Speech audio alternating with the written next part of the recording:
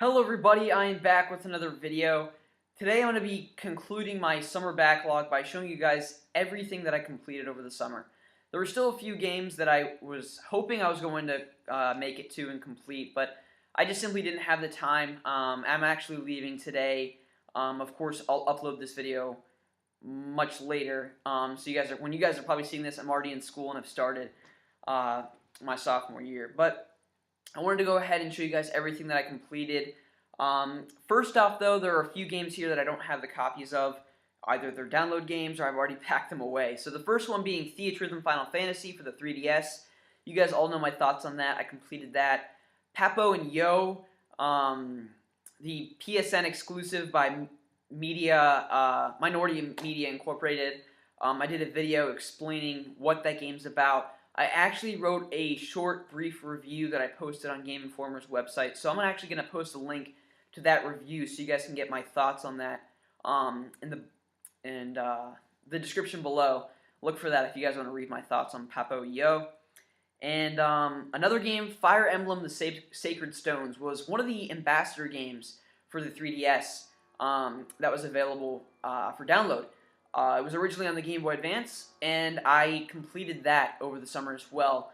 Very, very in-depth game. Is pretty extensive. It took me 20 plus hours to complete. So, just a wonderful game. Excellent real-time, or I shouldn't say real-time strategy, but yeah, strategy RPG. Similar to Final Fantasy Tactics and Advance Wars. Just got me that much more excited for Fire Emblem Awakening for the 3DS. And then enough of those downloadable titles. I actually have some other handheld games here. DuckTales for the Game Boy I completed, a really nice platformer there. Professor Layton and the Unwound Future, excellent game. And as you guys will see in my August pickups video, I recently picked up Professor Layton in the Curious Village, so I cannot wait to give that a try as well. Kingdom Hearts 3D, Dream Drop Distance. You guys have heard my thoughts on this in several different videos, whether it be my 3DS collection video, that I'll be uploading at some point, or my August pickups video. You guys will hear my thoughts on it in there. But excellent, excellent game. Now, of course, we have a number of console games here as well. We have all three Uncharted's, which Chesley gave me all these, actually.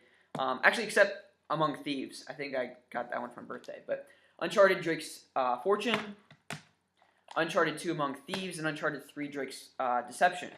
All three really great games. Number 2 definitely being my favorite.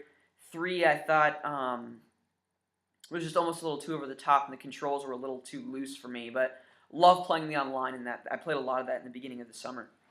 Moving right along here. I didn't actually technically beat this game. I got to the final boss in this, and that is Final Fantasy 13-2. But I did complete Final Fantasy 13 for the Xbox 360. Finally, my goodness, it took me like 3 years to beat that game. But I finally did beat that, and I got so close to finishing this. I'll probably be finishing this when I return from my winter break. But this game was excellent. The soundtrack's a little hit and miss, but the battle system was improved. There's no loading time between paradigm shifts. It's just an immediate, immediate little sequence. And while the two main characters, Noel and Sarah, definitely aren't as likable protagonists as, Lightning and the other main characters that were prominent in 13, I still thought that, they were okay. And Mog in this is just absolutely adorable. One of the just most lovable characters in a game I've ever played. Just says, hysterical things, is really just the comic relief in an otherwise pretty intense storyline. So I really enjoyed Final Fantasy 13-2, and I cannot wait to return to it and, collect more of the fragments, and of course complete the main story and beat the final boss. But really great game there. A nice first-person shooter here, Killzone 2. I really did enjoy this. An interesting story and just really fast-paced, balls to the wall. First-person shooter, I really did enjoy this, and I'm looking forward to hopefully getting Killzone 3 at some point. A game I actually just completed 2 nights ago, Assassin's Creed Revelations. I'm going to be completely honest with you guys. I don't really know what's going on in these storylines. I probably could if I paid more attention, but I think I have more enjoyment out of just playing as the assassin, going through and exploring these wonderful environments and just amazing set pieces and assassinating people.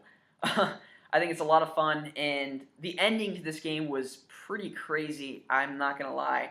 Um, it made me really go online and kind of read forums and figure out what actually happened, which I did, and I kind of got the story explained to me. So I'm only more excited for Assassin's Creed 3 now. But the ending to this was pretty intense. So if you've played it, you definitely know what I'm talking about.